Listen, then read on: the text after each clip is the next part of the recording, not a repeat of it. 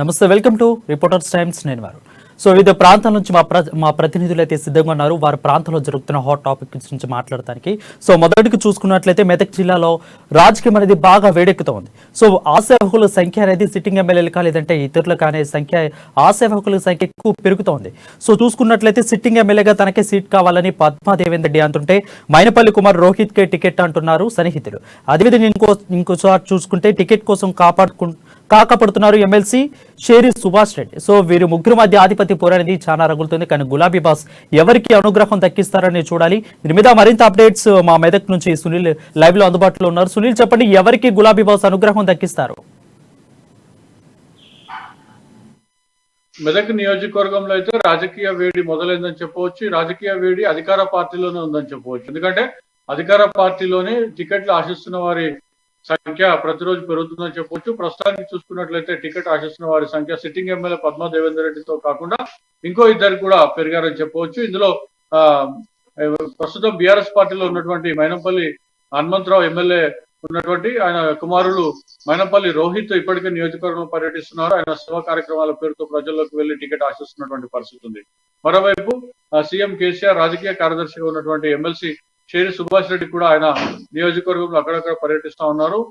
తాను కూడా ఎన్నికల బరిలో ఉంటానని చెప్పి కూడా ఆయన ఇప్పటికే సంకేతాలు ఇచ్చినటువంటి పరిస్థితి ఉంది. అయితే ఈ నేపథ్యంలో టికెట్ ఎవరికి దక్కుతుందనే చర్చ మాత్రం తీవ్రంగా కొనసాగుతుందని చెప్పవచ్చు.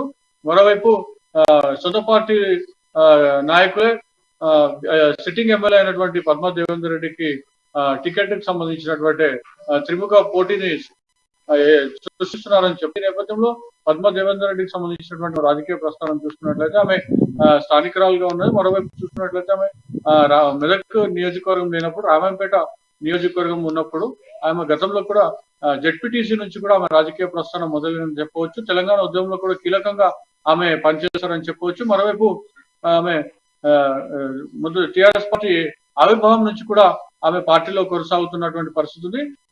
మరోవైపు చూసుకున్నట్లయితే ఎమ్మెల్యే పద్మా దేవేందర్ రెడ్డికి క్యాడర్ కూడా చాలా బలంగా ఉందని చెప్పవచ్చు. ఎందుకంటే ఆమె స్థానికురాలు, జెడ్పీటీసీ స్థాయి నుంచి ఆమె రాజకీయ రంగ ప్రవేశం చేసినటువంటి పరిస్థితి ఉంది. సిట్టింగ్ ఎమ్మెల్యేగా ఉన్నారు. మరోవైపు ఆమె ప్రజలకు అందుబాటులో ఉంటారు. మరోవైపు ఆమె మెదక్ లో కూడా ఉన్నటువంటి కార్యాలయంలో ఆమె ప్రజలకు అందుబాటులో ఉంటారని చెప్పి కూడా నాయకులు చెప్తున్నటువంటి పరిస్థితి. మరోవైపు ఆమె క్యాడర్ కూడా ప్రతి గ్రామంలో, ప్రతి మండల కేంద్రంలో కూడా బలంగా ఉందని కూడా మనం చెప్పవచ్చు. ఈ నేపథ్యంలో టికెట్ తనకే దక్కుతుందని చెప్పి కూడా పద్మా దేవేందర్ రెడ్డి సిట్టింగ్ ఎమ్మెల్యే ఉన్నటువంటి పద్మా దేవేందర్ రెడ్డి కూడా ఆశాభావం వ్యక్తం చేస్తా ఉన్నారు. మరోవైపు తాను ప్రజల్లో ఉన్న సీఎం కేసీఆర్ ఆశీస్సులు తనపైన ఉన్నాయని చెప్పి కూడా చెప్తున్నటువంటి పరిస్థితి. మరోవైపు చూసుకున్నట్లయితే మరో ఇద్దరు నేతలు కూడా ఎవరైతే పర్యటిస్తా ఉన్నారో మైనపల్లి రోహిత్ కానివ్వండి, లేదంటే షేరి సుభాష్ రెడ్డి ఎమ్మెల్సీ కానివ్వండి, వారి గట్టిగానే ప్రయత్నాలు చేస్తున్నారని చెప్పవచ్చు. మొత్తానికైతే గులాబీ బాస్ అధినేత ఎవరిపై ఆశీస్సులు ఉంటాయో వారికి టికెట్ దక్కుతుందనే చర్చ కూడా తీవ్రంగా జరుగుతున్నటువంటి పరిస్థితి. మరోవైపు పద్మా దేవేందర్ రెడ్డి చూసుకున్నట్లయితే ఆమె గతంలో డిప్యూటీ స్పీకర్ గా కూడా పనిచేసినటువంటి అనుభవం ఆమెకు ఉన్నటువంటి పరిస్థితి ఉంది. మరోవైపు ఆమె ఇటీవల నిర్వహించినటువంటిది తెలంగాణ దశాబ్దోత్సవాలు కూడా చాలా కీలకంగా వ్యవహరించారు. దశాబ్దోత్సవాలు కూడా ప్రతిరోజు నిర్వహించినటువంటి పరిస్థితి ఉంది. మరోవైపు ఆమెకు రాజకీయంగా అనుభవం కూడా ఎక్కువగా ఉందని చెప్పవచ్చు. ఎందుకంటే ఆమె తెలంగాణ ఉద్యమంలో చాలా తీవ్రంగా పనిచేసినటువంటి పరిస్థితి. కేసీఆర్ కు చాలా సన్నిహితురాలు కూడా పేరున్నటువంటి పరిస్థితి ఉంది. మరోవైపు ఆమె స్థానికంగా ఉంటున్నటువంటి పరిస్థితి ఉంది. నిత్యం కూడా ప్రజల్లో పర్యటిస్తూ ప్రజల్లో ఉంటున్నారని చెప్పి కూడా ఆమె చెప్తున్నటువంటి పరిస్థితి ఉంది. అనేది ఖచ్చితంగా కావాలి, గెలవాలి అంటే ఖచ్చితంగా ప్రజల్లో ఎవరు ఉంటున్నారు, ప్రజల యొక్క సమస్యలు ఎవరు తెలుసుకుంటున్నారు, వీళ్ళ ముగ్గురులో ప్రజల మద్దతు అసలు ఎవరికి ఉంది? వీళ్ళ ముగ్గురులో మనం చూసుకున్నట్లయితే పైలే ప్రస్తుతం ఎమ్మెల్సీగా ఉన్నటువంటి నాయకులు అయితే ఆయన నియోజకవర్గంలో అడపదడపగా పర్యటిస్తున్న పరిస్థితి ఉంది. నియోజకవర్గంలో కొన్ని మండలాలకే పరిమితమై చెప్పి అక్కడ జరుగుతున్నటువంటి పార్టీ కార్యక్రమాలు కానివ్వండి, తాను సొంత కార్యక్రమాలు కూడా నిర్వహిస్తున్నటువంటి పరిస్థితి. మరోవైపు మనం చూసుకున్నట్లయితే ఎమ్మెల్యే పద్మా దేవేందర్ రెడ్డి మాత్రం పార్టీ కార్యక్రమాలతో పాటు ఆమె ప్రజలకు కూడా అందుబాటులో ఉండడమే కాకుండా ఆమె మెదక్ లో తన క్యాంపు కార్యాలయంలో ప్రతి సోమవారం కూడా ఆమె ప్రజలకు అందుబాటులో ఉండి తనకు కలవాల్సినటువంటి నాయకులు కానివ్వండి, కార్యకర్తలు కానివ్వండి, ప్రజలు కానివ్వండి, తన గురించి హైదరాబాద్ వరకు కానివ్వండి, లేకపోతే ఆమె ఉండే ప్రాంతానికి కాకుండా ప్రజలకు అందుబాటులో ఉండేందుకు కూడా కార్యాలయాన్ని ఏర్పాటు చేసి ప్రజలకు నిత్యం అందుబాటులో ఉంటున్నారు, వారి సమస్యలు తెలుసుకునే ప్రయత్నం చేస్తున్నారు, వాటిని పరిష్కరించే ప్రయత్నం కూడా చేస్తున్నటువంటి పరిస్థితి. ఎందుకంటే చిన్న స్థాయి కార్యకర్తలు కానివ్వండి లేదా ప్రజలు కానివ్వండి, ఎమ్మెల్యే ఎక్కడ ఉంటే అక్కడ వెళ్లే పరిస్థితి ఉండదు. ఎందుకంటే వారికి రవాణా సౌకర్యం కానివ్వండి లేదా ఇతరత్ర పనులు కానివ్వండి లేదంటే ఆర్థిక స్తోమత కూడా అంతగా ఉండని పరిస్థితి కొంతమంది ఉన్న నేపథ్యంలో వారి కోసం ఆమె డైరెక్ట్ ప్రత్యక్షంగా కూడా ఆమె ఒక కార్యాలయం ఏర్పాటు చేసి ప్రజలకు అందుబాటులో ఉంటున్నటువంటి పరిస్థితులు. మనం మరోవైపు చూసుకున్నట్లయితే సేరి సుభాష్ రెడ్డి వ్యవహారం చూసుకున్నట్లయితే ఆయన నిత్యం ఆలయాల సంఘటన కానివ్వండి లేదంటే వాళ్ళు మండలాల్లో తిరుగుతూ అదేవిధంగా పార్టీ కార్యక్రమాలతో పాటు తను కూడా సొంతంగా కార్యక్రమాలు నిర్వహిస్తూ కూడా ప్రజల్లో ఉంటున్నటువంటి పరిస్థితి. మరోవైపు మనం చూసుకున్నట్లయితే మైనంపల్లి రోహిత్ ఈయనైతే స్వచ్ఛంద సంస్థను ఏర్పాటు చేసుకొని ప్రజలకు సేవా కార్యక్రమాలు చేస్తూ కూడా ఆయన ప్రజల్లో ఉంటున్నారు. కానీ మొత్తంగా చూసుకున్నట్లయితే ఎమ్మెల్యే పద్మా దేవేందర్ రెడ్డి మాత్రం స్థానికంగా ఉంటున్నారు కాబట్టి ఇప్పుడు కూడా అందుబాటులో ఉంటున్నారు కాబట్టి ఈమెకే మెరుగైన అవకాశాలు ఉంటాయని కూడా రాజకీయ విశ్లేషకులు అంచనా వేస్తున్నారు. ఈమెకే టికెట్ వచ్చే అవకాశం ఉందని కూడా రాజకీయ వర్గాలతో పాటు ఎమ్మెల్యే పద్మా దేవేందర్ రెడ్డి వర్గం కూడా గట్టిగా చెప్తున్నటువంటి పరిస్థితి. మరోవైపు ఆమెకు టికెట్ ఇస్తే మాత్రమే తాము గట్టిగా పనిచేస్తాం, ఎందుకంటే ఆమె అందుబాటులో ఉంటూ స్థానిక సిట్టింగ్ ఎమ్మెల్యేగా ఉన్నారని చెప్పి కూడా ఆశాభావం వ్యక్తం చేస్తున్నటువంటి పరిస్థితి. ఖచ్చితంగా సర్వేలు అనేవి జరుగుతూ ఉంటాయి. ప్రతి పొలిటికల్లో సర్వేలు అనేది ముఖ్యం. సో సర్వేలో ఎవరికి ఎక్కువగా సర్వేలు చూపుతూ ఉన్నాయి మొగ్గు, అదేవిధంగా కేసీఆర్ కానీ అదే అధికార పార్టీ కానీ ఎవరికి ఎక్కువగా ప్రిఫరెన్స్ ఇచ్చే ఛాన్స్ ఉంటుంది అంటే ప్రజల తరపున ఓకే, ప్రజల తరపున కొంతమంది ఉన్నారు, బట్ అధికార పార్టీ తరపు నుంచి ఎవరున్నారు? అదే ఇటీవలే బీఆర్ఎస్ పార్టీ నిర్వహించినటువంటి సర్వేను మనం ఒకసారి పరిశీలించినట్లయితే మొదటి స్థానంలో కూడా స్థానిక ఎమ్మెల్యేనే ఉన్నట్టుగా కూడా సర్వేలో తేలినట్టుగా కూడా బీఆర్ఎస్ పార్టీకి సంబంధించినటువంటి అదేవిధంగా పద్మా దేవేందర్ రెడ్డికి సంబంధించినటువంటి వర్గం చెప్తా ఉంది, అదేవిధంగా ఆమెకు సంబంధించినటువంటి కార్యకర్తలు కూడా చెప్తున్నారు. మరోవైపు చూసుకుంటే మరో ఇద్దరు నేతలు కూడా సర్వేలు అనుకూలంగా ఉన్నాయని చెప్పి కూడా వారు కూడా చెప్పుకుంటున్నటువంటి పరిస్థితి. మరోవైపు చూసుకున్నట్లయితే ఇప్పటివరకు అయితే మనం జరిగిన ఎన్నికలకు సంబంధించి చూసుకున్నట్లయితే పద్మా దేవేందర్ రెడ్డి ఎవరైతే ఉన్నారో తాను మొదటి నుంచి కూడా బీఆర్ఎస్ పార్టీతోనే ఉన్నారు. అప్పటి టీఆర్ఎస్ కానివ్వండి ప్రస్తుతం బీఆర్ఎస్ కానివ్వండి ఉంటున్నటువంటి పరిస్థితి. ఆమె ఇతర పార్టీలోకి వెళ్ళని పరిస్థితి ఉంది. అయితే మైనంపల్లి హనుమంతరావు చూసుకున్నట్లయితే అతను మెదక్ నుంచి కూడా ఉమ్మడి అంటే మహాకూటమి అభ్యర్థిగా 2009 ఎన్నికల్లో ఆయన టీడీపీ తరఫు నుంచి ఎన్నికవడం జరిగింది. అనంతరం జరిగినటువంటి పరిణామాల తర్వాత ఆయన అప్పటి టీఆర్ఎస్ పార్టీలో చేరడం జరిగింది. ప్రస్తుతం కూడా ఆయన బీఆర్ఎస్ పార్టీ నుంచి కూడా ఎమ్మెల్యేగా ఉన్నటువంటి పరిస్థితి. మరోవైపు షేరి సుభాష్ రెడ్డి చూసుకుంటే ఆయన సీఎం కేసీఆర్ కి సంబంధించినటువంటి రాజకీయ వ్యవహారాలు కానివ్వండి అట్లాంటి కార్యక్రమాలు చూస్తూ ఉంటారు కాబట్టి ఆయన కూడా బిజీగా ఉండే పరిస్థితి ఉంది. అయితే ఎన్నికల్లో టికెట్ ఎవరికైతే వస్తుందో తప్పనిసరిగా పార్టీ పెద్ద ఎత్తున వారికే మద్దతుగా ఉంటుంది. మరోవైపు పార్టీ క్యాడర్ కార్యకర్తలు కూడా టికెట్ వచ్చిన అభ్యర్థితోనే ఉంటారు. కానీ కొన్ని పరిస్థితుల్లో చూసుకున్నట్లయితే మనకు ఇప్పటివరకు జరిగినటువంటి ఎవరైతే అందుబాటులో ఉన్నారో ఎన్నికల్లో లేదంటే ఎన్నికల అనంతరం కూడా ప్రజలకు ఎవరైతే అందుబాటులో ఉన్నారో వారి వైపు కూడా మొగ్గు చూపే అవకాశాలు ఉంటాయి. మరోవైపు చూసుకున్నట్లయితే తాను సిట్టింగ్ ఎమ్మెల్యేగా ఉన్నారు, ప్రజలకు అందుబాటులో తనపై ఎట్లాంటి వ్యతిరేకత కానివ్వండి లేదంటే అవినీతి ఆరోపణలు లేవు కాబట్టి కేసీఆర్ తన వెంటే ఉంటారు, తనకి టికెట్ ఇస్తారని చెప్పి కూడా పద్మా దేవేందర్ రెడ్డి సిట్టింగ్ ఎమ్మెల్యే ఉన్నటువంటి ఆమె ఆశాభావం వ్యక్తం చేస్తున్నప్పటికీ కూడా సీఎం కేసీఆర్ ఆశీస్సులు ఎవరిపై ఉంటారో వారికి అల్టిమేట్ గా చివరికి టికెట్ దక్కే అవకాశం ఉంది. మెదక్ జిల్లాలో రాజకీయ వేడి అనేది పెరిగింది, ఆశావహుల సంఖ్య అనేది పెరుగుతూ ఉంది. సో నిత్యం చూసుకుంటా ఉంటే ఆశావహులు అనేది ఎక్కువ పెరుగుతూ ఉంటున్నారు. సో అదేవిధంగా మనము సేమ్ యాస్టీజ్గా ఆశావహుల సంఖ్య ఎలా పెరుగుతూ ఉందో అదేవిధంగా ఇక్కడ ఇందూరు పాలిటిక్స్లో కూడా ముగ్గురు నేతలు అయితే కీలకంగా మారారు. ఓ పక్క చూసుకున్నట్లయితే ఒక కాంగ్రెస్లోనేమో పొద్దుటూరి సుదర్శన్ రెడ్డి రెడీగా ఉన్నారు, బీజేపీకేమో ఎంపీ ధర్మపురి అరవింద్ రెడ్డి, అదేవిధంగా బీఆర్ఎస్కేమో కల్వకుంట్ల కవిత. వీళ్ళ ముగ్గురు కూడా పోటీ బాగా ప్రజల్లో నిత్యం మమేకమవుతున్నారు. ఒకలేమో గడప గడపకో బీజేపీ అంటే, ఇంకొకలేమో ఆత్మీయ సమ్మేళనాలు, ఇంకొకలేమో ఏం సాధించామో ప్రజలకు చెప్తా ఉన్నారు. సో వీళ్ళ మధ్య ఆధిపత్య పోరు అనేది బాగా పెరుగుతోంది, ప్రజల్లో వీళ్ళు బాగా మమేకమవుతూ ఉన్నారు. సో ఈ పోయిన చోట వెతుక్కోవాలని కవిత స్టేట్మెంట్ అయితే చాలా సెన్సేషనల్ అవుతుంది. సో నిజామాబాద్లో అసలు ఏం జరుగుతుంది, ఇందూరు పాలిటిక్స్లో ఎలా ఉంటుంది, పాలిటిక్స్ ఏం జరుగుతుంది అని చెప్పడానికి మా నిజామాబాద్ ప్రతినిధి నవీన్ లైవ్లో అందుబాటులో ఉన్నారు. నవీన్, చెప్పండి, నిజామాబాద్ జిల్లా అసలు ఏం జరుగుతుంది, ప్రజలు ఎవరి వైపు మొగ్గు చూపుతున్నారు?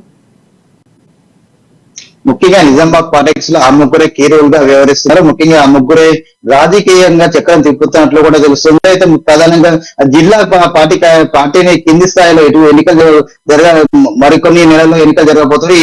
దీన్ని దృష్టిలో పెట్టుకుని ఈ పార్టీని కింది స్థాయి నుండి బలోపేతం చేసేందుకు కూడా ఆ ముగ్గురు నాయకులకి పూర్తిగా తన బాధ్యత మొత్తం తన భోజన స్పందన వేసుకుని మరి చక్రం ఇట్లు తిరుగుతున్నట్లు పరిస్థితి కనిపిస్తుంది. ముఖ్యంగా ఇందులో ఒకరు అధికార బీఆర్ఎస్ పార్టీకి చెందినటువంటి సీఎం కేసీఆర్ కూతురు ఎమ్మెల్సీ అయినటువంటి కల్వకుంట్ల కవిత, అలాగే ఇటు బీజేపీ పార్టీకి చెందినటువంటి ఎంపీ ధర్మపురి అరవింద్, మరోవైపు ఇటు కాంగ్రెస్ పార్టీకి చెందినటువంటి సీనియర్ నాయకుడు, ఆ పార్టీకి చెందినటువంటి సీనియర్ నాయకుడు మాజీ మంత్రి అయినటువంటి పొద్దురు సుదర్శన్ రెడ్డి, ఈ ముగ్గురే ప్రధానంగా ఇక నిజామాబాద్ రాజకీయాల్లో మాత్రం క్రియాశీలక పాత్ర పోషిస్తారని చెప్పొచ్చు. అయితే ముఖ్యంగా ఇటు బీఆర్ఎస్ చూసుకున్నట్లయితే బీఆర్ఎస్ ప్రభుత్వం 2 సార్లు తెలంగాణ వచ్చిన తర్వాత 2 సార్లు అధికారంలోకి వచ్చింది.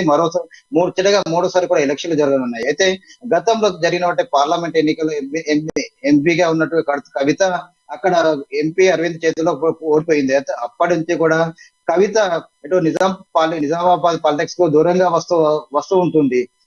గతంగా దూరంగా ఉన్నటువంటి కవిత ఎమ్మెల్సీ బాధ్యతలు స్వీకరించిన తర్వాత అనుబాధపడి నిజామాబాద్ కు రావడం, అక్కడ పలు కార్యక్రమాల్లో రాజకీయ పొలిటికల్ కావచ్చు, ఇటు పార్టీ కార్యక్రమంలో పాల్గొంటూ వస్తున్నారు. అయితే ఎన్నికలు మరికొన్ని నెలలు ఉండడంతో కూడా పూర్తిగా ఇటు పార్టీని జిల్లాలో బలోపేతం చేసేందుకు, ముఖ్యంగా పార్టీలో పూర్తిగా 9కి 9 స్థానాలకు క్లీన్ స్విప్ కొట్టేందుకు కూడా ఇటు కవిత తన భోజన చేసుకుని మరి దగ్గరుండి మరి అనేక కార్యక్రమాల్లో పాల్గొంటూ వస్తుంది. ముఖ్యంగా తెలంగాణ వచ్చిన తర్వాత 9 సంవత్సరాలు పూర్తయిన సందర్భంగా శతాబ్ది ఉత్సవాలు చేసుకుంటున్నారు. దాంతో పాటు ఆత్మీయ సమ్మేళన కార్యక్రమాన్ని కూడా అధికార బీఆర్ఎస్ పార్టీ చేపట్టింది. అదే ఇక ఈ బీఆర్ఎస్ పార్టీ అయితే ఆత్మీయ సమ్మేళన కార్యక్రమంలో ఎమ్మెల్సీ కవిత పూర్తిగా అనేక కార్యక్రమాలు పాల్గొంటూ ఇటు కార్యకర్తలకు నాయకులకు దిశానిర్దేశం చేస్తూ వస్తుంది. ఇటు కార్యకర్తలను ఉత్తేజం నింపేందుకు కూడా ప్రయత్నం చేస్తూ వస్తుంది. తమ 9 సంవత్సరాల పాలన ఏం సాధించాము, ఎలాంటి అభివృద్ధి కార్యక్రమం సాధించాము, అప్పుడు తెలంగాణ రాకముందు ఎలా ఉండేది, ఇప్పుడు తెలంగాణ వచ్చిన తర్వాత సీఎం కేసీఆర్ ఎలాంటి అభివృద్ధి కార్యక్రమాలు చేపట్టారని కూడా పూర్తిగా ఇటు కార్యకర్తలకు నాయకులు వివరించే ప్రయత్నం చేస్తూ ఇటు ఈ కార్యకర్తల్లో జోష్ నింపే ప్రయత్నం కూడా చేస్తూ వస్తుంది. మరోవైపు ఇటు ఎంపీ అరవింద్ అయినటువంటి ఎంపీ అరవింద్ ఇటు బీజేపీ పార్టీ సంబంధించిన పూర్తిగా బాధ్యతలు తన భుజాల మీద వేసుకుంటున్నాడు. ముఖ్యంగా ఇటు నిజవర్గంలో 10 కార్యక్రమాలు తిరుగుతూ కింది స్థాయి బూత్ స్థాయి నుండి కూడా ఇటు కార్యకర్తలను ఉత్సాహం చేయడంతో పాటు పార్టీని కూడా బలోపేతం చేసేందుకు కూడా తీవ్రంగా కృషి చేస్తున్నట్లు తెలుస్తుంది. ఎంపీకి గెలిచిన తర్వాత నిజామాబాద్ జరిగినటువంటి మున్సిపల్ ఎన్నికల్లో అధిక స్థానాలు ఇటు ఎప్పుడు చరిత్రలో ఎరుగని విధంగా కూడా ఎన్నడూ లేని విధంగా ఇటు నిజామాబాద్ మున్సిపాలిటీలో చాలా స్థానాల్లో కూడా ఇటు బీజేపీ కైవసం చేసుకుంది.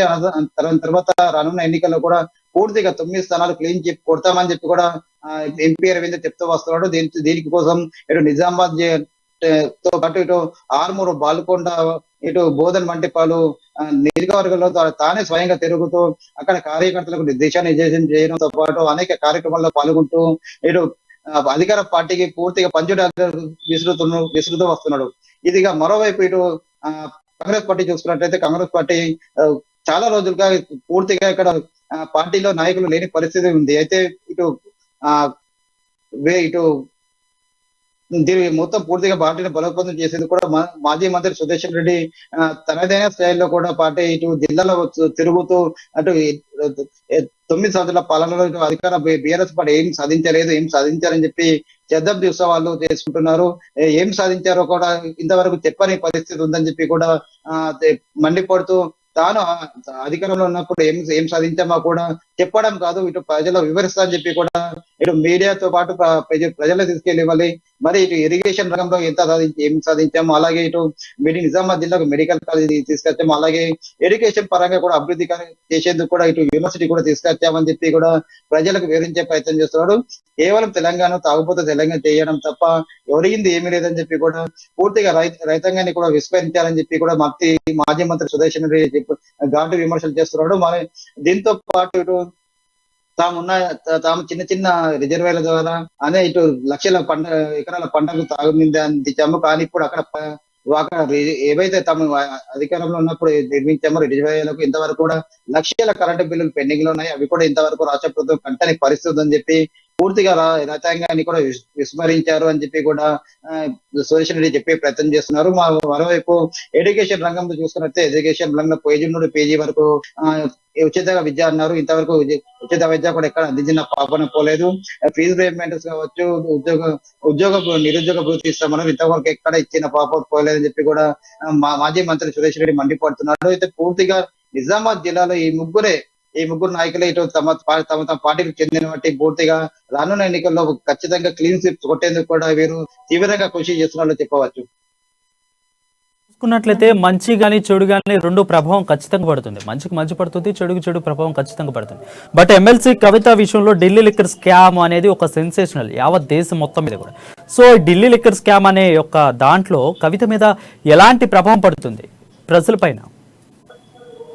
ఖచ్చితంగా చెప్పదు. ఎందుకంటే ఎమ్మెల్సీ కవిత ఇటు సీఎం కేసీఆర్ కూతురుగా కూడా ఇటు నిజామాబాద్ జిల్లాగా సుపరిచితం అందరికీ. అయితే ఒక మహిళ ఉండి కూడా లిక్కర్ కేసులో ఇరుక్కోవడం అది ఇటు ఇటు రాష్ట్ర వ్యాప్తంగా కూడా ఇక్కడ అనేక ప్రాంతాల్లో కూడా బెల్ట్ షాప్ లో ఉపయోగించి విచ్చలవిడిగా మందు కూడా విచ్చలవిడిగా ఇటు మద్యాన్ని కూడా వేరులో పారిస్తుందని చెప్పి కూడా ప్రతిపక్షంలో మండిపడుతూ వస్తున్నాయి. దీంతో ఇప్పుడు ఎమ్మెల్సీ కవిత కూడా ఈ లెక్కల కేసులు ఎక్కువడంతో పూర్తిగా ఇటు ప్రతిపక్షానికి ఒక మంచి అస్త్రం కూడా దొరికిందని చెప్పవచ్చు. రానున్న ఎన్నికల్లో ఈ అస్త్రాన్ని పెట్టి మరి అధికార బీఆర్ఎస్ పార్టీకి తగిన బుద్ధి చెప్పేందుకు ఇటు టీఆర్ఎస్ బీజేపీ పార్టీ కావచ్చు, కాంగ్రెస్ పార్టీ కావచ్చు ఆయన ప్రణాళికలు చేపడుతున్న పరిస్థితి కనిపిస్తుంది. ఇప్పటికే చాలా మటుకు జిల్లాలో కూడా ఇటు కవిత ఎమ్మెల్సీ కవిత చేస్తున్న బీఎస్ పార్టీకి పూర్తిగా చాలా డ్యామేజ్ కూడా జరిగిందని చెప్పవచ్చు. ఈ అస్త్రం అస్త్రంతోనే వీటు రానున్న ఎన్నికల్లో ఇటు కాంగ్రెస్ పార్టీ కావచ్చు, బీజేపీ పార్టీ కావచ్చు ముందుకెళ్లే ప్రయత్నాలుగా ముందుకెళ్లే సూచనలు మాత్రం కనిపిస్తాయి. ఖచ్చితంగా దీనిని అడ్డం పెట్టుకుని ఇటు ఎమ్మెల్సీకి ఇటు తాగుబోతుల తెలంగాణ కాదు, తాము అధికారంలోకి వస్తే స్వచ్ఛమైన తెలంగాణ ప్రజల తెలంగాణ కూడా అందిస్తామని చెప్పి కూడా ఇటు బీజేపీ పార్టీ కావచ్చు, కాంగ్రెస్ పార్టీ కావచ్చు చెప్తున్న పరిస్థితి మాత్రం కనిపిస్తుంది. నవీన్, మనం చూసుకున్నట్లయితే 30 లక్షల మంది, దాదాపు 30 లక్షల మంది ఇంటి గడపను తొక్కాలి, ప్రజల సమస్యలు తెలుసుకోవాలని గడప గడపకు బీజేపీ అనే కార్యక్రమాన్ని చేపట్టింది. సో కొంతమంది నేతలు వెళ్ళలేదు, కొంతమంది నేతలు వెళ్ళారు, కొంత ప్రజా వ్యతిరేకత అయితే చూస్తున్నాం. సో పర్టికులర్గా నిజామాబాద్ జిల్లాలో ఎంపీ ధర్మపురి అరవింద్కి ఎలాంటి ప్రజాదరణ దక్కుతుంది అక్కడ ఇప్పుడు ప్రస్తుతం? అంటే గతంలో చూసుకున్నట్టే ఇప్పుడు పసుపు బోర్డు విషయంలో కూడా ఇటు పూర్తిగా పసుపు బోర్డు 100 రోజుల్లో పసుపు బోర్డు తీసుకొస్తాం, లేకుంటే తాను రాజీనామా చేస్తానని చెప్పి కూడా బాండ్ పేపర్ రాసిన పరిస్థితి కనిపిస్తుంది. దీంతో అక్కడ ఉన్న ప్రజలు చాలా వరకు మట్టికు ఇటు ఎంపీ అరవింద్ రెడ్డి గెలిపించారు. తర్వాత పసుపు బోర్డు కూడా తీసుకురాని పరిస్థితి ఉంది. అయితే ఇప్పుడు ఎంపీ అయిన తర్వాత 4 సంవత్సరాల తర్వాత ఇంతవరకు కూడా ఇటు అనేక ఎలాంటి అభివృద్ధి కార్యక్రమం చేపట్టాలని చెప్పి కూడా అధికార బీఆర్ఎస్ పార్టీ కావచ్చు, ఇటు ప్రతిపక్ష కాంగ్రెస్ పార్టీ కూడా చెప్తున్న పరిస్థితి మొత్తానికి కనిపిస్తుంది. అయితే పూర్తిగా ఇటు కొన్ని రోజులు ఇన్ని రోజులుగా ఇక్కడ బీజేపీ పార్టీ గడప గడప బీజేపీ కార్యక్రమం కూడా చేపడుతూ వస్తుంది. ఈ కార్యక్రమంలో కూడా అనేక మంది నాయకులు కూడా దూరంగా వస్తున్నారు. ఎందుకంటే ఎంపీ అరవింద్ ఉంటేది పోవడానికి ప్రధాన కారణం అని చెప్పి కూడా అక్కడ పార్టీ నాయకులు కూడా గుసగుసలు ఆడుకుంటున్న పరిస్థితి మొత్తం కనిపిస్తుంది. ఇదే కంటిన్యూ అయితే మాత్రం ఖచ్చితంగా రానున్న రోజుల్లో ఇటు ఎంపీ అరవింద్ కావచ్చు, ప్రతిపక్ష బీజేపీ పార్టీకి కావచ్చు ఖచ్చితంగా దెబ్బ తగులుతుందని చెప్పవచ్చు. అయితే కర్ణాటక ఎలక్షన్ తర్వాత మాత్రం ఖచ్చితంగా కాంగ్రెస్ పార్టీ కూడా పుంజుకుంటూ వస్తుంది. ఇటు మాజీ మంత్రి సుదర్శన్ రెడ్డి కూడా రంగంలోకి దిగి తానే స్వయంగా రంగంలోకి దిగి పార్టీని బలోపేతం చేయడంతో పాటు ఇటు నిజామాబాద్ జిల్లా ఇటు కాంగ్రెస్ పార్టీకి కంచుకుంటగా ఉంటూ వస్తుంది. అయితే పూర్వ వైభవం తీసుకొచ్చేందుకు కూడా తానే రంగంలో దిగి అనేక కార్యక్రమాలతో చేపడుతూ వస్తున్నాడు. ఖచ్చితంగా రానున్న రోజుల్లో కాంగ్రెస్ పార్టీకి మాత్రం మంచి మెజార్టీ కూడా వస్తుందని చెప్పవచ్చు. నవీన్, అది నిజామాబాద్ జిల్లాలో ఇందూరు పాలిటిక్స్ రసవత్తంగా మారుతున్నాయి. ప్రజలు ఎవరికి పట్టం కడతారు అనేది మనం వేచి చూడాల్సిందే తప్పకుండా. నెక్స్ట్ మనం ఆదిలాబాద్ వెళ్దాం. ఆదిలాబాద్లో సిర్పూర్ రాజకీయం అనేది రసకందాయకంగా మారింది. ఎందుకంటే ఆర్ఎస్ ప్రవీణ్ అనే వ్యక్తి ఒక సెన్సేషనల్ రాజకీయాల్లో తెలంగాణ పార్టీలోనే, తెలంగాణ రాష్ట్రంలోని ఆర్ఎస్ ప్రవీణ్, బిఎస్పీ ప్రవీణ్ అనే వ్యక్తి సెన్సేషనల్. సో తను ఏ ప్రకటన చేసినా, ఏ మాట మాట్లాడినా సెన్సేషనల్ అవుతుంది. సో మొన్న ఒక ప్రకటన చేశారు. ఆ ప్రకటన వల్ల గులాబీ దళంలో కీలకంగా ఒక నేత జంప్ అయ్యే అవకాశాలు ఉన్నట్లు తెలుస్తుంది. ఎవరు ఆ నేత, ప్రకటన ఏం చేశారని మనం తెలుసుకుందాం. మా నిజామాబాద్ నుంచి, ఆదిలాబాద్ నుంచి జోషి ఉన్నారు. జోషి, చెప్పండి, ఆర్ఎస్ ప్రవీణ్ అసలు ఏ ప్రకటన చేశారు? ఆ గులాబీ బాస్ ఎవరు మారటానికి సిద్ధంగా ఉన్నారు?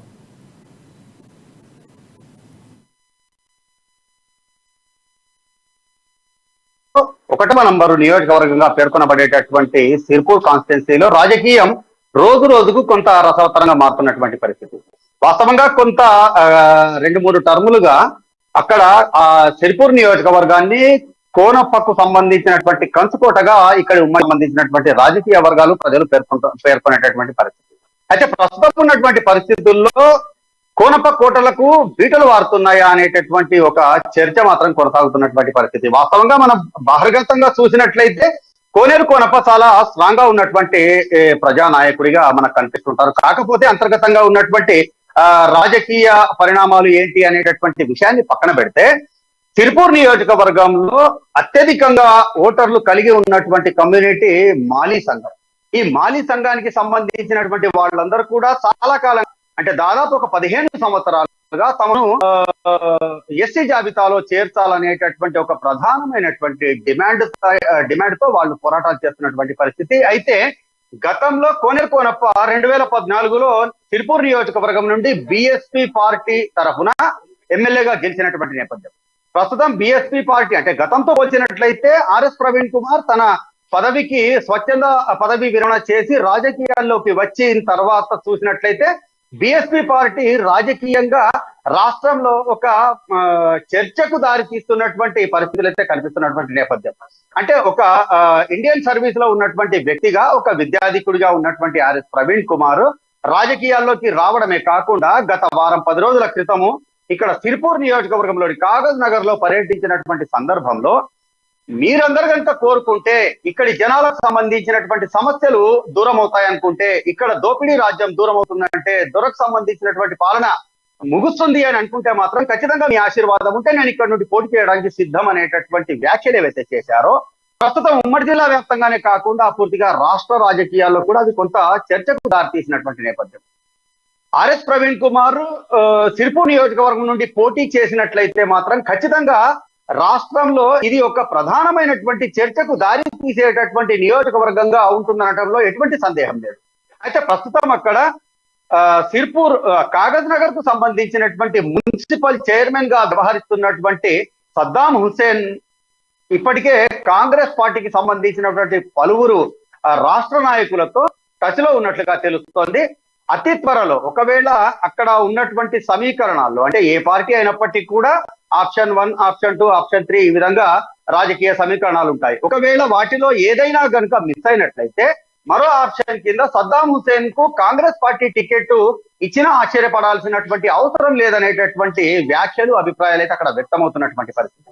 అంటే ఇప్పటి వరకు చూసుకున్నట్లయితే సద్దాం హుస్సేన్ కోనప్పకు చాలా అంటే దగ్గర వ్యక్తిగానే అక్కడ పరిగణించేటటువంటి పరిస్థితి. కానీ రాజకీయాల్లో ఎవరికి శాశ్వతంగా మిత్రులు శత్రులు ఉండరు. అదే విధంగా తమకు అవకాశాలు అనుకూలంగా ఉండేటటువంటి సందర్భాల్లో ఎవరు ఏ విధమైనటువంటి దారైనా ఎంచుకుంటారు అనేటటువంటి నానుడి చాలా కాలంగా ఉన్నటువంటి పరిస్థితి. ఈ నేపథ్యంలో ఇదే కనుక అక్కడ నిజమైనట్లయితే మాత్రం ప్రస్తుతం అక్కడ సిట్టింగ్ మున్సిపల్ చైర్మన్ గా ఉన్నటువంటి సద్దాం హుస్సేన్ కాంగ్రెస్ పార్టీ గుర్తికి చేరేటటువంటి అవకాశాలు అయితే ప్రస్తుతంగా కనిపిస్తున్నాయి.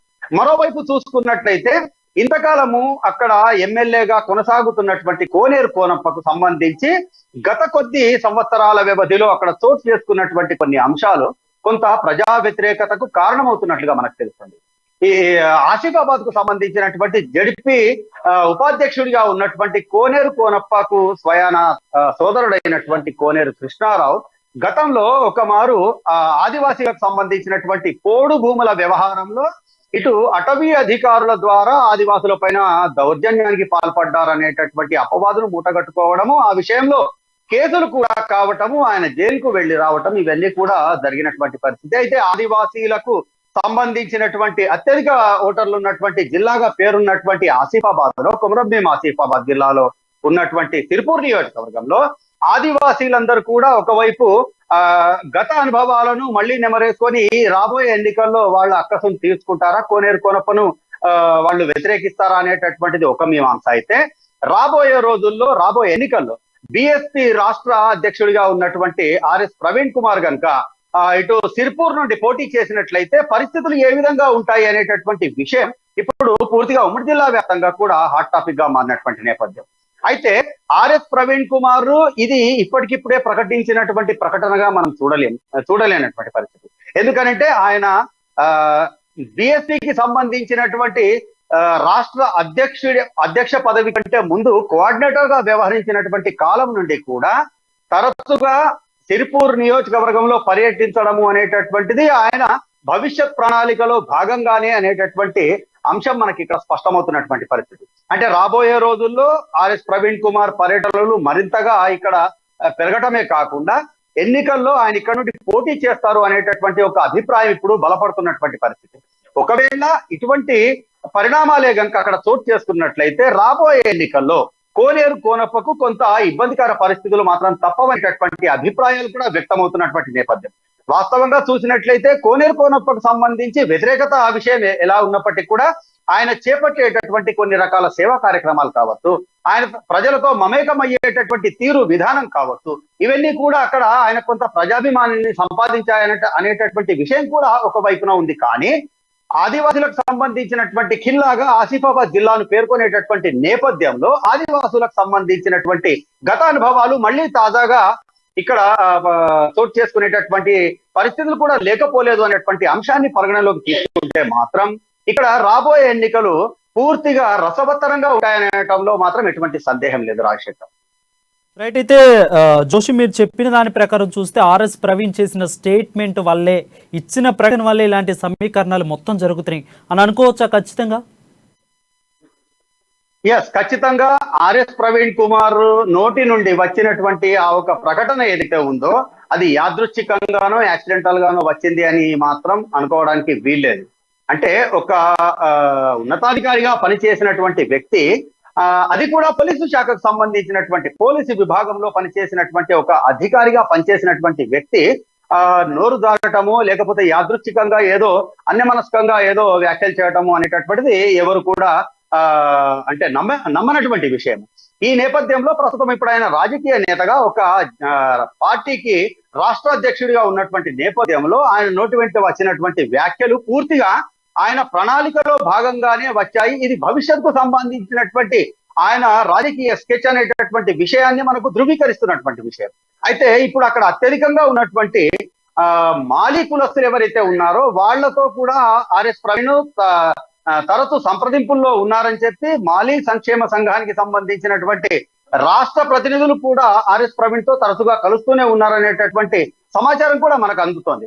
అయితే ఈ నేపథ్యంలో ఒకవేళ మాలీ సంఘం కనుక, మాలీ కులస్తులు కనుక ఆర్ఎస్ ప్రవీణ్ కు వెన్నుదన్నుగా నిలిచేటటువంటి పక్షంలో, అదే సందర్భంలో ఆదివాసులు కూడా గతానుభవాలను మళ్ళీ ఒక మారు నెమరేసుకునేటటువంటి నేపథ్యంలో ఖచ్చితంగా ఆర్ఎస్ ప్రవీణ్ రాబోయే ఎన్నికల్లో తీవ్రమైనటువంటి ప్రభావం చూపేటటువంటి నాయకుడిగానే కాకుండా కోనప్పకు సంబంధించినటువంటి కోటకు బీటలు వారేటటువంటి పరిస్థితులకు కూడా దారితీసినా ఆశ్చర్యపోయేటటువంటి అవసరం లేదనేటటువంటి విషయాన్ని మాత్రం మనకు స్పష్టం చేస్తున్నాయి Praveen. Right. Thank you Joshi. అది ఆర్ఎస్ ప్రవీణ్ చేసిన ప్రకటన ఇప్పుడు రాజకీయ సమీకరణ, యావత్ రాజకీయ సమీకరణాలు కూడా మార్చేస్తున్నాయని తెలుస్తుంది. నెక్స్ట్ మనం చూసుకున్నట్లయితే వేములవాడలో కూడా బీఆర్ఎస్ పార్టీలో ప్రకంపనలు అయితే వస్తున్నట్లు మనం చూస్తున్నాం. యథావిధిగా దాదాపు 4 నెలల సమయం మాత్రమే ఉంది ఎన్నికలకి. సో ఇప్పుడు నేతల మధ్య విభేదాలు, నేతల మధ్య ప్రకంపనలు అయితే వస్తూ ఉన్నాయి. సో ఎమ్మెల్యే చెన్నమనేని రమేష్ బాబుకి కొత్త తలెంపు అయితే అవుతా ఉంది. ఎందుకు అంటే తన అనుచరులు కూడా దూరం అవుతున్నారు తనకి. ఈ అనుచరులు వెళ్లి వేములవాడ నుంచి బీఆర్ఎస్ లక్ష్మీ నరసింహారావు పార్టీ టికెట్ ఆశిస్తున్నట్లయితే తెలుస్తుంది. ఈ అనుచరులు వెళ్ళి తన కలిశారు. సో ఎందుకు కలిశారు, ఎందుకు ఇలాంటి వీళ్ళ మధ్య విభేదాలు వస్తాయని తెలుసుకుందాము. మా కరీంనగర్ నుంచి శ్రీకాంత్ లైవ్ లో అందుబాటులో ఉన్నారు. శ్రీకాంత్, చెప్పండి, చెన్నమనేనికి ఎందుకు ఎమ్మెల్యే వీళ్ళ అనుచరులు దూరం అవుతున్నారు? Thank you Varun. ఉమ్మడి కరీంనగర్ జిల్లాలోని రాజన్న సిరిసిల్ల వేములవాడ నియోజకవర్గంలో ఈ రోజు ప్రకంపనలు అయితే మొదలయ్యాయని చెప్పొచ్చు. అంటే ఎన్నికలు సమీపిస్తున్న తరుణంలో అధికార పార్టీకి, గులాబీ పార్టీకి చెందిన నేతల మధ్య ఒక స్వల్ప ఉద్రిక్తతనైతే నెలకొందని చెప్పవచ్చు. అంటే ఈ ప్రస్తుతం ఎమ్మెల్యేగా ఉన్న చెన్నమనేని రమేష్ బాబు జర్మనీ పౌరసత్వం సమస్య వెంటాడుతుండడంతో ఈసారి ఆయనకి టికెట్ లభించడం కాస్త కష్టం అని చెప్పొచ్చు. ఇదే తరుణంలో కరీంనగర్ నుండి ఏదైతే చల్మెడ వైద్య సంస్థలు నడిపిస్తున్నారో చల్మెడ లక్ష్మీ నరసింహారావు, వారు వేములవాడ నియోజకవర్గం నుంచి టికెట్ ఆశిస్తున్నట్టుగా విశ్వసనీయంగా తెలుస్తుంది. అంటే ఇంతే కాకుండా దీనికి బలం చేకూరుస్తూ కూడా ఆయన ఇటీవల గత కొంతకాలం క్రితం కూడా వేములవాడలో తన కార్యాలయాన్ని కూడా ప్రారంభించినాడు. అంతేకాకుండా గత 3 రోజుల క్రితం కూడా ఒక ఆత్మీయ సమ్మేళనం ఏర్పాటు చేశారు. ఆ ఆత్మీయ సమ్మేళనంలో కూడా ఏం జరిగిందంటే ఒక ఫ్లెక్సీలు అంటే అక్కడి స్థానిక ఎమ్మెల్యేగా ఉన్న రమేష్ బాబుకి ఫ్లెక్సీ అంటే ప్రోటోకాల్ ప్రకారము అధికార పార్టీకి చెందిన ఫ్లెక్సీలు కట్టినప్పుడు దాంట్లో ప్రోటోకాల్ ప్రకారం ఎమ్మెల్యే ఫోటో కూడా ఉండాలి. కాకపోతే అందుకు భిన్నంగా ఎమ్మెల్యే రమేష్ బాబు ఫోటో మాత్రం అందులో కనబడలేదు. ఇది కూడా స్థానికంగా చర్చనీయాంశంగా మారింది. ఇదే తరుణంలో అంటే ఇటీవల కరీంనగర్ జిల్లా రాజన్న సిరిసిల్ల జిల్లాకి కేటీఆర్ పర్యటించిన సందర్భంలో కూడా కేటీఆర్ వెంట చల్మెడ లక్ష్మీనరసింహారావు తన కారులో కేటీఆర్ కారులో దాదాపు గంటకు పైగా ప్రయాణించడం, వీరిద్దరి మధ్య కూడా ఒక ఆసక్తికర సంభాషణ జరిగినట్టు కూడా మనకు అందుతున్న సమాచారం అయితే ఉంది. అంటే దాదాపు కేటీఆర్ ఒక స్పష్టమైన సంకేతాలు ఈసారి వేములవాడ నుంచి చెన్నమనేనికి చెక్ పెట్టేసి తప్పకుండా చల్మెడ లక్ష్మీనరసింహారావుకు టికెట్ ఇస్తున్నట్టుగా దాదాపుగా ఖరారైందని కూడా చెప్పొచ్చు. ఈ తరుణంలో అక్కడ స్థానికంగా ఉన్న కాంగ్రెస్ పార్టీకి చెందిన ఆది శ్రీనివాస్ గతంలో 2 సార్లు ఓడిపోయిన పరిస్థితులు కూడా ఉన్నాయి. ఆది శ్రీనివాస్ కూడా కాంగ్రెస్ పార్టీ నుంచి టికెట్ ఆశిస్తున్న విషయం తెలిసిందే. అంటే ఈ తాజాగా మరొకసారి ఇప్పుడు సమీకరణలు అన్ని కూడా మారిపోతున్నాయి. అంటే వేములవాడ నియోజకవర్గంలో మహారాష్ట్ర గవర్నర్ మాజీ గవర్నర్ గా ఉన్న చెన్నమనేని విద్యాసాగర్ రావు తనవుడు చెన్నమనేని వికాస్ రావును కూడా బరిలోకి దింపేందుకు రంగం సిద్ధమైనట్టు కూడా మనం చెప్పొచ్చు. ఆయన ఇటీవల వికాస్ రావు కూడా తరచుగా నియోజకవర్గంలో పర్యటిస్తూ పలు కార్యక్రమాలలో కూడా ఆయన యాక్టివ్ గా పాల్గొంటున్నారు. కాకపోతే అధికార పార్టీ నుండి బీజేపీ నుండి ఆ టికెట్ ఆశిస్తున్నారా అనేది కాస్త సందేహంగా ఉంది. అంతేకాకుండా బాబాయ్ అబ్బాయి అంటే ఇప్పుడు ఏదైతే చెన్నమనేని విద్యాసాగర్ రావు బాబాయ్ అంటే ప్రస్తుత ఎమ్మెల్యే రమేష్ బాబుకి సొంత బాబాయ్ అంటే వీరిద్దరి మధ్య కూడా ఒకవేళ అధికార పార్టీ టికెట్ వికాస్ రావుకి కేటాయిస్తే బాబాయ్ అబ్బాయి మధ్య కూడా స్వల్ప భేదాభిప్రాయాలు ఏర్పడే అవకాశం అయితే ఉన్నాయి. అంటే మనము విజువల్స్ లో చూడొచ్చు చల్మెడ లక్ష్మీనరసింహారావు చాలా ధీమాగా వేములవాడలో తన జెండా ఎగిరబోతుందనే ధీమాను అయితే వ్యక్తం చేస్తున్నారు. రమేష్ బాబును ముఖ్యంగా జర్మనీ పౌరసత్వము సమస్య వెంటాడుతుండడంతో ఆయన స్థానికంగా అందుబాటులో ఉండకపోవడము, ప్రజలతో మమేకవ్వకపోవడము గత 9 సంవత్సరాలుగా బీఆర్ఎస్ పార్టీ తెలంగాణలో అధికారం ఉంది. కాకపోతే ఈసారి కాస్త గడ్డు కాలమే అని చెప్పవచ్చు. వచ్చే ఎన్నికల్లో బీఆర్ఎస్ పార్టీ విజయం సాధించడం కాస్త కష్టం కాబట్టి గెలుపు గుర్రాలకి దాదాపుగా టికెట్ కేటాయించనున్న కేసీఆర్ ఆ దిశ కూడా సర్వే చేయించినట్టు కూడా మనకు అందుతున్న సమాచారం అయితే ఉంది. దీంట్లో భాగంగానే ఈసారి చల్మెడ లక్ష్మీనరసింహారావుకు కేటీఆర్ అయితే స్పష్టమైన సంకేతాలు దాదాపుగా ఖరారుగా చేసినట్టు కూడా మనకు అందుతున్న సమాచారం అవుతుంది. వరుణ్ శ్రీకాంత్, మనం చూసుకున్నట్లయితే జర్మనీ పౌరసత్వం ఓకే, దట్ పక్కన పెడితే ఆరోపణలు కానీ దళిత బంధు కమిషన్ కానీ ప్రజల మద్దతు కానీ లేకపోవటం అనేది ఒక కారణంగా చెప్పుకోవచ్చా? అంటే ఆరోపణలు ఏమన్నా వచ్చినాయా తన మీద? తప్పకుండా అంటే ఆరోపణలు డబ్బులు దళిత బంధువుల్లో దాదాపు కొంతమంది ఎమ్మెల్యేలు కమిషన్ కూడా తీసుకుంటున్నారంటూ కూడా ముఖ్యమంత్రి చాలా హాట్ కామెంట్స్ చేశారు. ఇది మాత్రం ఈ విషయంలో రమేష్ బాబుకి అలాంటి పరిస్థితి అయితే ఏం లేదు. అక్కడ వేములవాడలో అలాంటి వాతావరణం అయితే ఏం లేదు. కాకపోతే స్థానికంగా ఆయన స్థానిక ప్రజలకు మాత్రం అందుబాటులో ఉంటాడు. ఎప్పుడు కూడా విదేశాల్లో ఉంటాడు. తన పిఏల ద్వారా తన అనుచరుల ద్వారా కూడా ఈ రాజకీయం అంతా కొనసాగిస్తూ ఉంటాడు. కాబట్టి అది ఒక రకంగా తనకి మైనస్ కూడా అవుతుంది అన్నట్టు. అంటే స్థానికంగా అందుబాటులో ఉండి ప్రజల సంక్షేమాలు అవన్నీ కూడా చూసుకోవాల్సింది పరిస్థితుల్లో తరచుగా విదేశాల్లో గడుపుతూ ఉంటాడు. ఆయన సతీమతి జర్మనీ పౌరసత్వం కాబట్టి ఈ వివాదం వల్ల తనకి ఈసారి టికెట్ చుక్కెదురయ్యే పరిస్థితి అయితే నెలకొంది. వరుణ్ అది చూడాలి. నెక్స్ట్ వేములవాడలో రమేష్ బాబుకి ఇస్తారా లేదా నరసింహారావుకి ఇస్తారా టికెట్ అనేది ప్రజలు కూడా కొంత ఆసక్తి కూడా నెలకొంది అని చెప్పవచ్చు. నెక్స్ట్ మనం చూసుకున్నట్లయితే సూర్యాపేట జిల్లాలో తిరుమలగిరిలో మంత్రి కేటీఆర్ పర్యటన అనేది ఆసక్తికరంగా మారింది. పలు అభివృద్ధి పనులకు కూడా శంకుస్థాపన చేసినట్లు మనకు తెలుస్తోంది. మండల కేంద్రంలో భారీగా బహిరంగ సభను అయితే ఏర్పాటు చేసినట్లు మనకు తెలుస్తుంది. దీని మీద మరింత మాట్లాడటానికి మన నల్గొండ ప్రతినిధి కిరణ్ లైవ్ లో అందుబాటులో ఉన్నారు. కిరణ్, చెప్పండి, ఏ శంకుస్థాపన చేశారు, ఏ కార్యక్రమాలకి మంత్రి శ్రీకాంత్ చుట్టారు? మరికొద్ది సేపట్లో ఏదైతే సూర్యాపేట జిల్లా తిరుమలగిరి బహిరంగ సభకు మరికొద్ది సేపట్లో కేటీఆర్ హాజరు కానున్నారు. అయితే తుంగతుర్తి నియోజకవర్గంలో గత 9 సంవత్సరాలుగా స్థానిక ఎమ్మెల్యే గాదర్ కిషోర్ కుమార్ ఏదైతే అభివృద్ధి పనులు చేశాడో ఆ అభివృద్ధి పనుల ప్రగతి నివేదిక సభగా ఈ యొక్క సభకు పేరును పెట్టడం జరిగింది.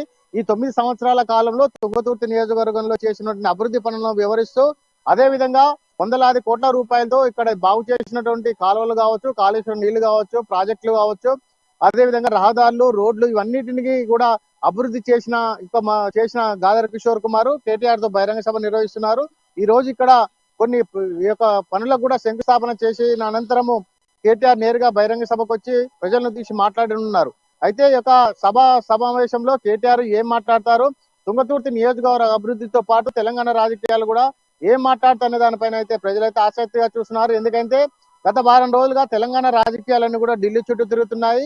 ఇటు కాంగ్రెస్, బీఆర్ఎస్, బీజేపీ ఒక్కటేనని విమర్శలు చేస్తుండగా ఇటు టీఆర్ఎస్, బీఆర్ఎస్ వర్గాలు కూడా కాంగ్రెస్, టీఆర్ఎస్ ఒకటేనని ప్రచారం చేస్తున్న నేపథ్యంలో ఈ యొక్క భారీ బహిరంగ సభ ద్వారా ఈ రాష్ట్ర రాజకీయాలతో పాటు దేశ రాజకీయాలు కూడా కేటీఆర్ ప్రసంగించే అవకాశం ఉంది. అదే విధంగా ఇక్కడ ఏర్పాట్లు అయితే అన్ని కూడా పూర్తయ్యాయి. స్థానిక ఎమ్మెల్యే గాదర్ కిషోర్ కుమార్ దగ్గరుండి ఏర్పాట్లను పర్యవేక్షించడం జరిగింది. మరికొద్ది సేపట్లో మరో గంట సేపట్లో కేటీఆర్ యొక్క సభా ప్రాంగణానికి వచ్చి ఈ యొక్క సభను ఉద్దేశించి మాట్లాడినారు. ఇప్పటికే వేలాది మంది ప్రజలతో సభా ప్రాంగణం అంతా కూడా నిండిపోయింది. జానపద కళాకారులతో సభా ప్రాంగణం అంతా మారుమోగుతుంది. అయితే ఈ యొక్క కేటీఆర్ రాక సందర్భంగా పోలీసులు కూడా గట్టి బందోబస్తు ఏర్పాటు చేశారు. ఎక్కడ ఎలాంటి అవాంఛనీయ సంఘటనలు జరగకుండా ఈ యొక్క సభా ప్రాంగణం అంతా పోలీసులు గట్టి బందోబస్తు ఏర్పాటు చేయడం జరిగింది. ఇప్పటికే వివిధ గ్రామాల తుంగతుర్తి నియోజక ప్రజలతో పాటు ఉమ్మడి నల్గొండ జిల్లా వ్యాప్తం నుంచి కూడా టీఆర్ఎస్ కార్యకర్తలు అయితే ఈ యొక్క సభకు భారీగా విచ్చేస్తున్నారు. శంకుస్థాపన పనులు ఏ శంకుస్థాపనలు చేస్తానికి రెడీగా ఉన్నారు అంటే కొన్ని కార్యక్రమాలకి శంకుస్థాపన చేస్తున్నట్లు మనకు తెలుస్తా ఉంది. ఎలాంటి శంకుస్థాపన చేస్తున్నారు? అయితే సమీకృత ఈ యొక్క కేంద్రాలతో పాటు అదే విధంగా కొన్ని రోడ్డు మార్గాలకు కూడా ఈ రోజు శంకుస్థాపన చేస్తున్నారు. ఇటు తిరుమలగిరి నుంచి అదే విధంగా అడ్డగుడ్డు, అదే విధంగా తిరుమలగిరి కేంద్రం నుంచి తుంగతూరు వెళ్లే రహదారుల మన పనులకు కూడా అదే విధంగా సమీకృత మార్కెట్ కు అదే విధంగా తిరుమలగిరి మున్సిపాలిటీ కేంద్రంలో పలు వార్డుల్లో చేసిన అభివృద్ధి కార్యక్రమాలకు కూడా మంత్రి కేటీఆర్ మరికొద్ది సేపట్లో శంకుస్థాపనలు అదే విధంగా కొన్ని ప్రారంభోత్సవాలు కూడా చేయనున్నారు. ఈ యొక్క ప్రారంభోత్సవాల అనంతరము ర్యాలీగా భారీ బహిరంగ సభకు వచ్చి అక్కడ ప్రజలను ఉద్దేశించి మాట్లాడినారు. ఇప్పటికైతే సభా ప్రాంగణం అంతా ఇప్పటికే నిండిపోయింది. సుదూర ప్రాంతాల నుంచి తుంగతుర్తి నియోజకవర్గ వ్యాప్తంగా కూడా ప్రజలైతే ఇప్పటికే సభా ప్రాంగణానికి అయితే చేరుకున్నారు. కేటీఆర్ రాక కోసం ఎదురు చూస్తున్నారు. మరికొద్ది సేపట్లో కేటీఆర్ ఇక్కడ రానున్నారు. అయితే ఈ రోజు ఏదైతే ప్రముఖ గాయకుడు కార్పొరేషన్ చైర్మన్ సాయి చంద్ మరణించిన అనంతరము కేటీఆర్ అక్కడ జరిగినటువంటి అక్కడ యొక్క సాయి చంద్ ఇంటికి పోయి అక్కడి నుంచి నేరుగా యొక్క మంత్రి జగదీశ్వర్ రెడ్డితో కలిసి యొక్క సభా ప్రాంగణానికి మంత్రి కేటీఆర్ మరికొద్ది సేపట్లో హాజరు కానున్నారు.